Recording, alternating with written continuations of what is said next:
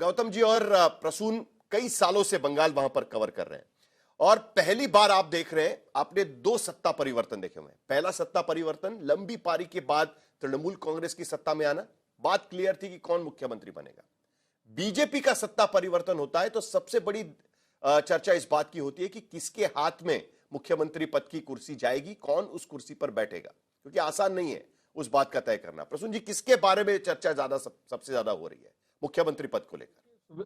शुभेंदु अधिकारी को सामने रख के चुनाव हुआ था और शुभेंदु अधिकारी जो नारा दिया था, हिंदू वोट एकजुट होना चाहिए, सनातनी हिंदू वोट एकजुट होना चाहिए और तभी ममता बनर्जी को हम लोग हरा सकता है।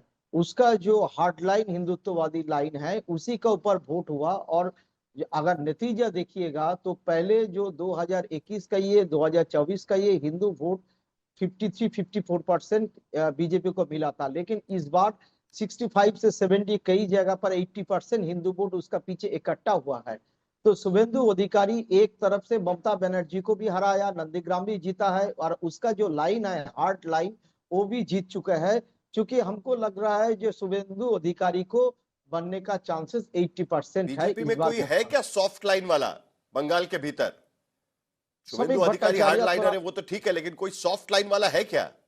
हाँ सभी आरएसएस का से जो उभर पूरी के लिस्ट दिख रही है, शमीक भट्टाचार्य से लेकर दिलीप घोष से लेकर अग्निमित्रा पॉल से लेकर सभी तो हार्ड लाइन वाले हैं ना। समीक भट्टाचार्य थोड़ा से पहले से भी थोड़ा सॉफ्ट लाइन दिखा रहे थे।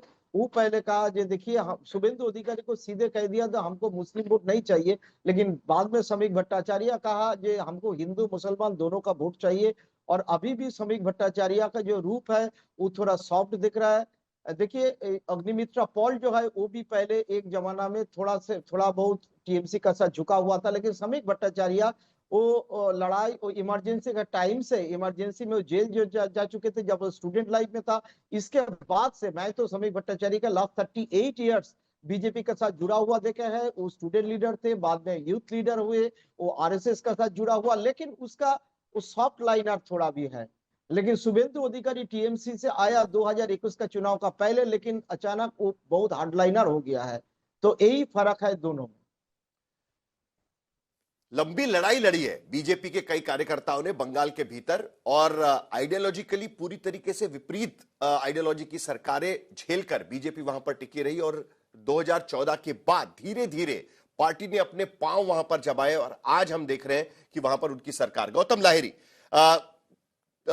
बाकी सारे नेताओं का हमने जिक्र किया वहां पर, लेकिन इंटरेस्टिंग बात शुभेंदु अधिकारी की यह भी है कि वो ममता बनर्जी की सरकार में मंत्री भी रह चुके हैं।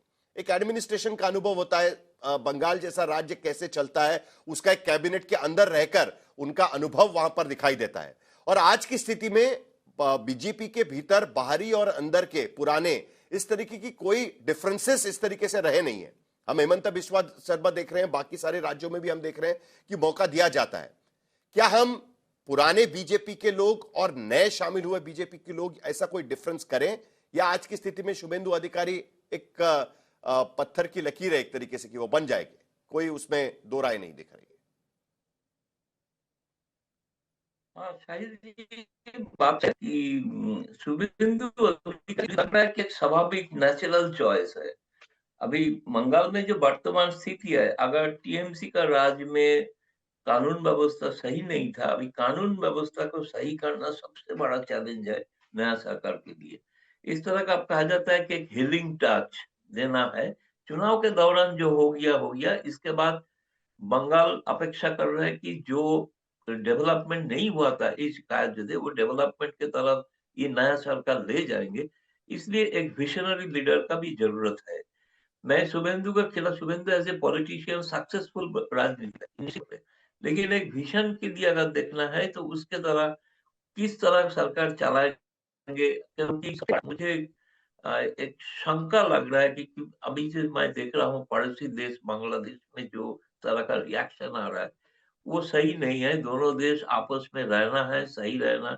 जो चुनाव का दौरान हो गया, अभी वो कट्टर जो हार्ड लाइन का बात जो बोल रहे हैं, हार्ड लाइन से अभी सरकार नहीं चल रहा, जीतने के लिए वो सही था। मुझे उम्मीद है कि शायद सरकार के आने के बाद शुभेंदु हो कोई भी हो, वो उस तरह का ही वो दिखाएंगे, क्योंकि नहीं तो सरकार चलाना डिफिकल्ट हो